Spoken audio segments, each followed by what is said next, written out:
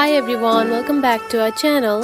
In today's video, I'm going to show you how to download the Animoto app.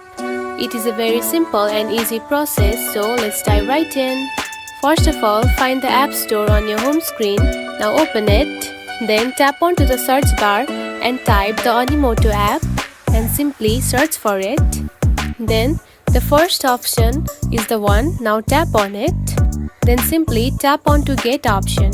The app will also ask for your confirmation. Simply confirm it. Now wait for a few minutes and the app will be downloaded. Now tap on to open the app. Now you can see the app has also opened. You can also find the app on your home screen just like this. And that's it. This is how you can download the Animoto app on your mobile phone. If you found this video helpful, don't forget to like and subscribe for more tips. Thanks for watching.